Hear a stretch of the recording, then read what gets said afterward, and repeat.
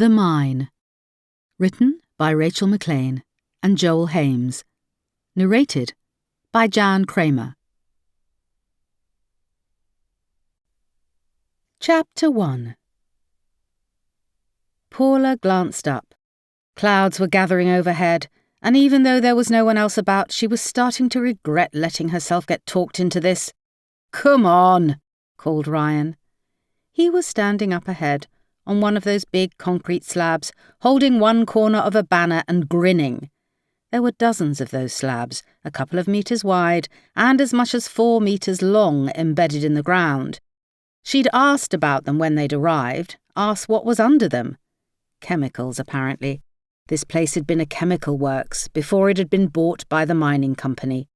No one seemed to know what sort of chemicals or whether they were dangerous, but the others were all wearing thick boots. Paula looked down at her Crocs and decided to walk between the slabs rather than over them. Ryan was okay, though. She only knew him through Fatima, and she only really knew Fatima from a couple of meetings and a few hours in the pub, but Fatima was a laugh, and the two of them knew what they were doing. The wire cutters, the banner with its clever pun about the mine, the tips for keeping out of sight as they approached the location through quiet residential streets, where strangers would stand out, and strangers with pink hair would stand out even more. They had it all planned down to the last detail. Paula had been excited. She'd been looking forward to it.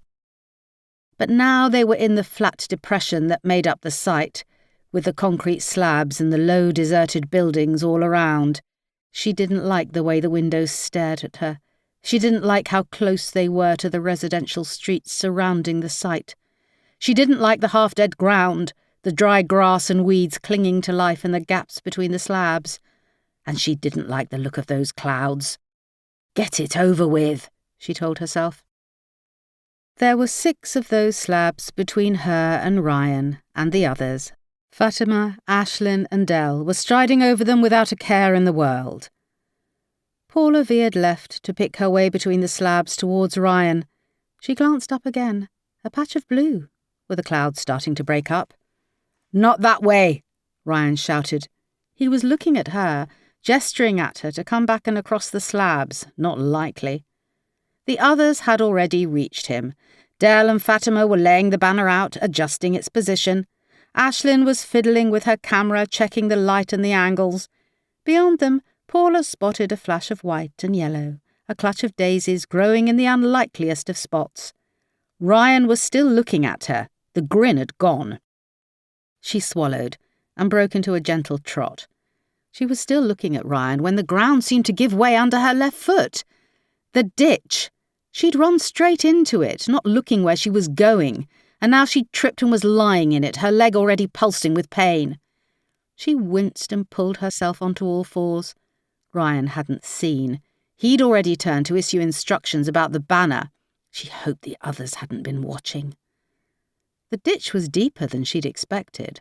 Dry earth, of course, plus whatever chemicals were left behind. This place was like a curse. First a chemical works and now a mine, if those bastards got their way. Stuck here between the ocean and the fells like whatever the opposite of an oasis was. Paula grabbed a tussock of grass, pulling herself up and halfway out.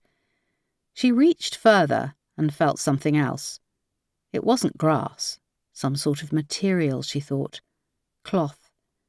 She pushed down with the leg that she'd fallen on, wincing again, and lifted herself to get a better look. She screamed. She was still screaming 30 seconds later when the others reached her. "What's going on?" Ryan snapped. "Stop bloody screaming!" Paula screamed even more. Her eyes were closed, squeezed tight against the memory of what she'd seen. "Ryan, mate!" It was Ashlyn's voice. "Look!" Paula gulped down her nausea. Ashlyn had seen it. Paula rolled over away from the body. Was someone going to help her get up? But they weren't focused on her anymore. She could hear Ashlyn talking into her phone. "Police!" she said. "We need the police. We're at the old Martian chemical works and we found a body."